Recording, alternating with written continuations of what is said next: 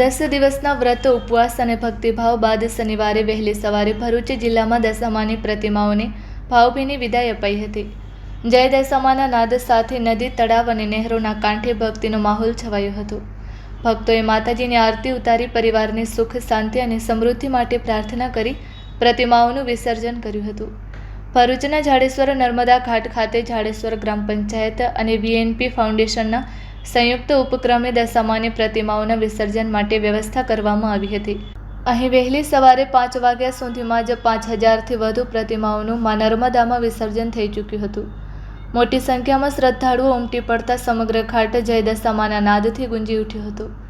શહેર સહિત જિલ્લામાં ઘરે ઘરે દશામાની સ્થાપના કરી 10 દિવસ સુધી માતાજીની આરાધના કરવામાં આવી હતી।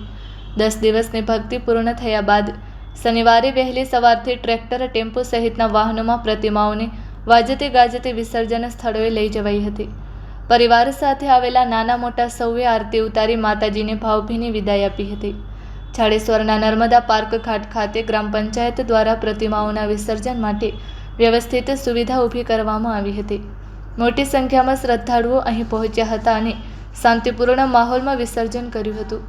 વિસર્જન દરમિયાન કોઈ અનિચ્છનીય બનાવ ન બને તે માટે પોલીસ બંદોબસ્ત ગોઠવાયો હતો, જ્યારે ભરૂચ પાલિકાના ફાયર વિભાગના જવાનો પણ ખડે પગે તૈનાત રહ્યા હતા।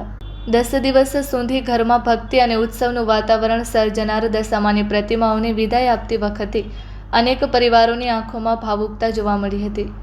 માતાજીની આરતી અને જય દશામાના જયઘોષ વચ્ચે શ્રદ્ધાળુઓએ આવતા વર્ષે ફરી માતાજીના આગમનની આશા સાથે વિસર્જન કર્યું હતું।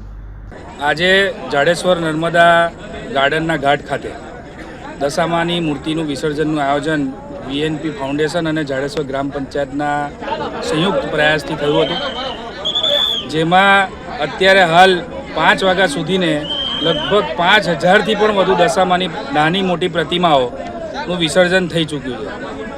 આ કાર્યની અંદર તમામ લોકો સહભાગી થયા છે, ખાસ કરીને પોલીસના જવાનો, ફાયર સેફટીના લોકો, પંચાયતની ટીમ, અમારા જિલ્લા પંચાયતના સભ્ય, તાલુકા પંચાયતના સભ્ય, અમારા જાડેશ્વરના આગેવાન કૌશિકભાઈ અને અમારા મિત્ર મહાકાલ સેનાના સૌ સહયોગીઓ, અમારા મિત્રો તથા હમણાં અમારા મિત્ર પ્રજ્ઞેશભાઈ પણ એમની ટીમ લઈને અહીંયા સેવા આપીને ગયા છે અને ખૂબ એકતાથી શાંતિપૂર્ણમય જાડેશ્વરના આ ઘાટ ઉપર આ વિસર્જન થઈ રહ્યું છે। તમામ લોકો શાંતિથી ભક્તિભાવ માહોલની અંદર જોડાયા છે। તમામને નમ્ર અપીલ છે કે આવતા વર્ષે જ્યારે પણ આવે તો પૂજાપો જે પણ આપણે 10 દિવસ ભેગો કરેલો હોય, જે પણ ચૂંદડીનો સામાન હોય કે ફૂલ કંઈ પણ સામાન હોય તો આપણે કચરા પેટીમાં નાખી અને મા નર્મદાને દૂષિત ના કરીએ અને બને ત્યાં સુધીના માટીની મૂર્તિ સ્થાપિત કરીએ, એવી આ આપના વિડીયોથી માધ્યમથી હું માંગ કરવા માંગુ છું। અસ્તુ, જય માતાજી।